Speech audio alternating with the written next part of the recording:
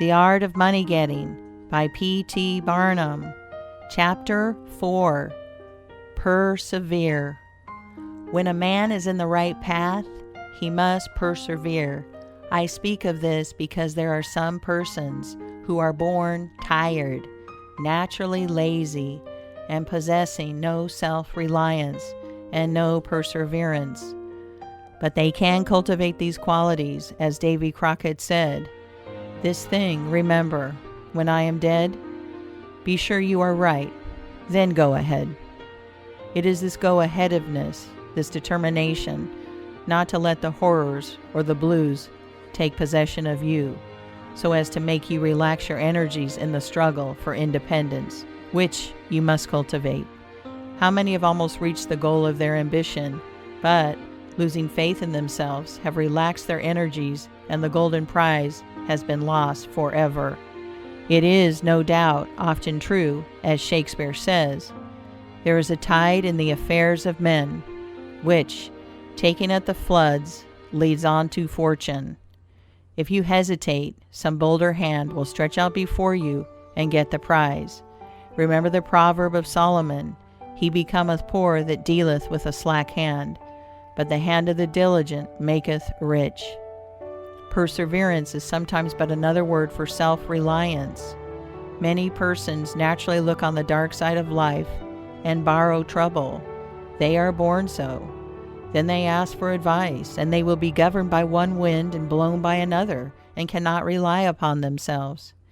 Until you can get so that you can rely upon yourself, you need not expect to succeed. I have known men, personally, who have met with pecuniary reverses and absolutely committed suicide because they thought they could never overcome their misfortune. But I have known others who have met more serious financial difficulties and have bridged them over by simple perseverance, aided by a firm belief that they were doing justly and that Providence would overcome evil with good. You will see this illustrated in any sphere of life. Take two generals, both understand military tactics, both educated at West Point, if you please, both equally gifted, yet one having this principle of perseverance and the other lacking it. The former will succeed in his profession, while the latter will fail. One may hear the cry, the enemy are coming, and they have got cannon. Got cannon, says the hesitating general. Yes. Then halt, every man. He wants time to reflect. His hesitation is his ruin. The enemy passes unmolested or overwhelms him, while on the other hand, the general of pluck, perseverance, and self-reliance goes into battle with a will, and, amid the clash of arms, the booming of cannon, the shrieks of the wounded, and the moans of the dying, you will see this man persevering, going on, cutting and slashing his way through with unwavering determination, inspiring his soldiers to deeds of fortitude, valor, and triumph. End of Chapter 4. Recording by Jill Preston. Chapter 5.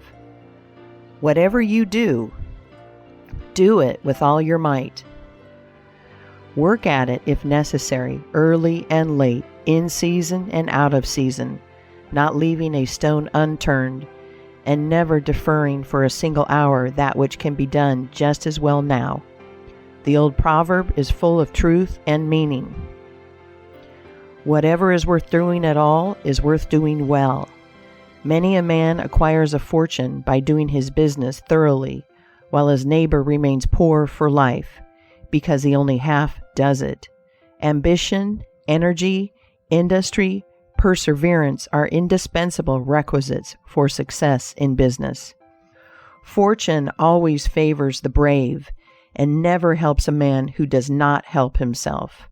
It won't do to spend your time, like Mr. Micawber, in waiting for something to turn up. To such men, one of two things usually turns up: the poorhouse or the jail. For idleness breeds bad habits, and clothes a man in rags. The poor spendthrift vagabond says to a rich man, I have discovered there is enough money in the world for all of us. If it was equally divided, this must be done, and we shall all be happy together." "But," was the response, "if everybody was like you, it would be spent in 2 months, and what would you do then?" "Oh, divide again. Keep dividing, of course."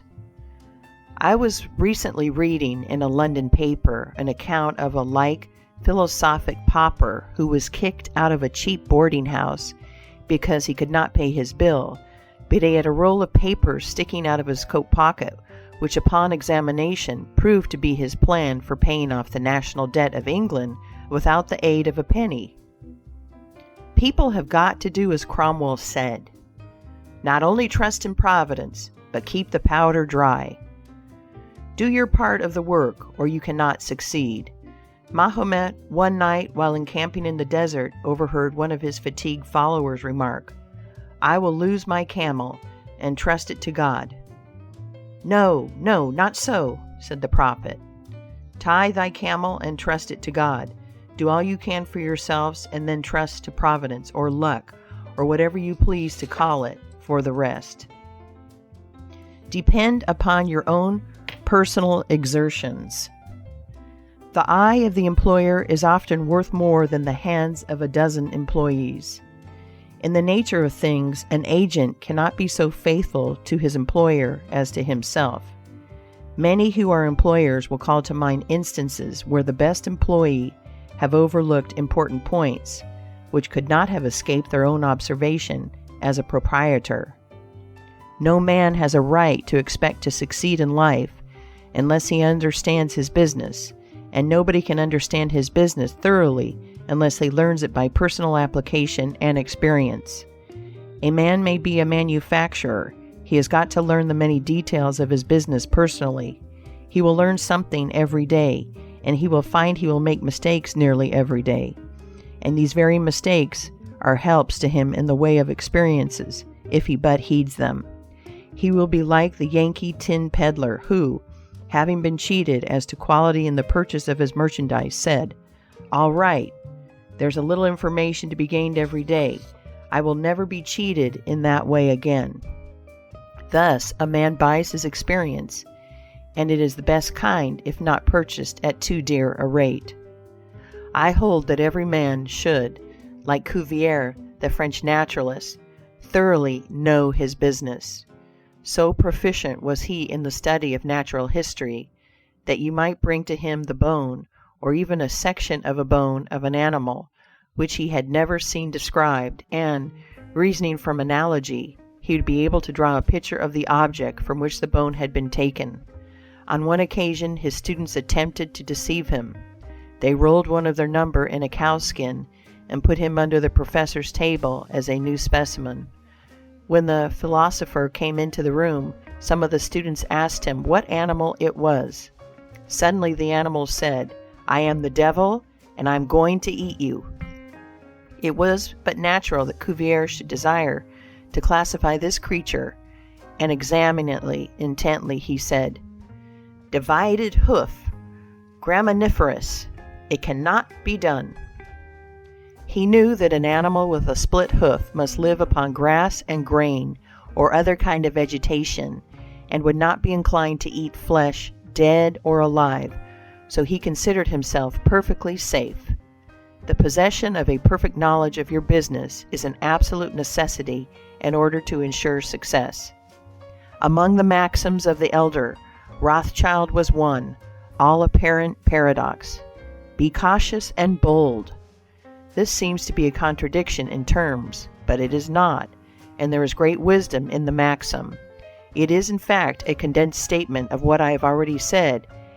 It is to say, you must exercise your caution in laying your plans, but be bold in carrying them out. A man who is all caution will never dare to take hold and be successful, and a man who is all boldness is merely reckless and must eventually fail.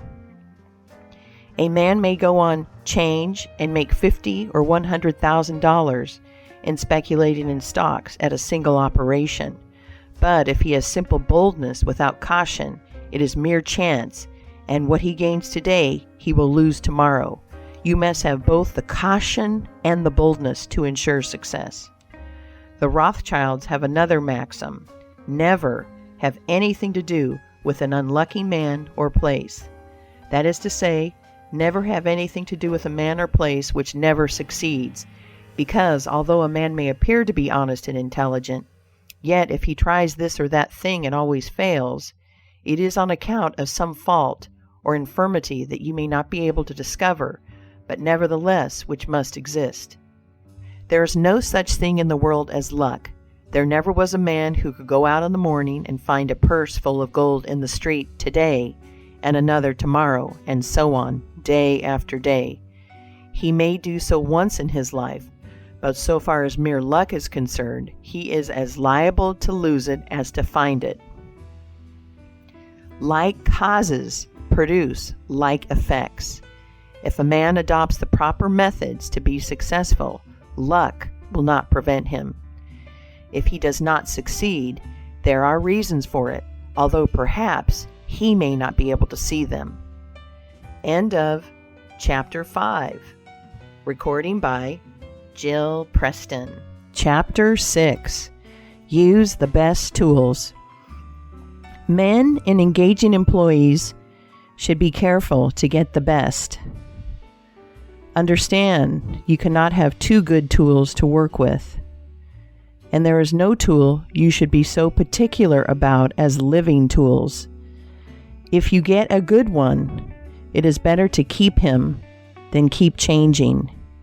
He learns something every day, and you are benefited by the experience he acquires. He is worth more to you this year than last, and he is the last man to part with, provided his habits are good and he continues faithful. If, as he gets more valuable, he demands an exorbitant increase of salary on the supposition that you can't do without him, let him go.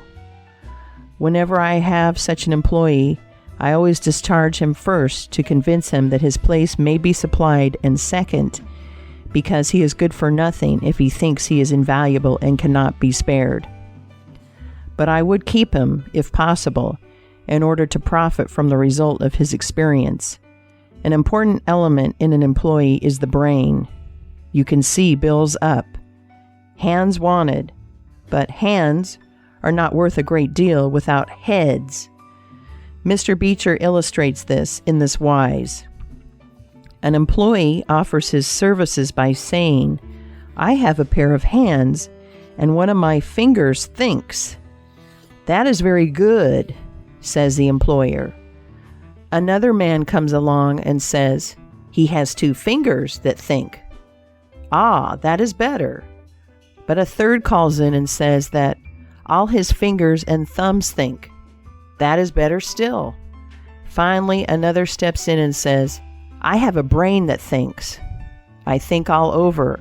I am a thinking as well as a working man." "You are the man I want," says the delighted employer.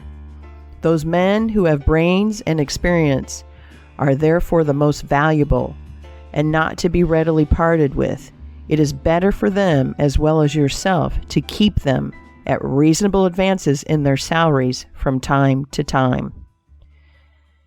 End of Chapter 6. Recording by Jill Preston.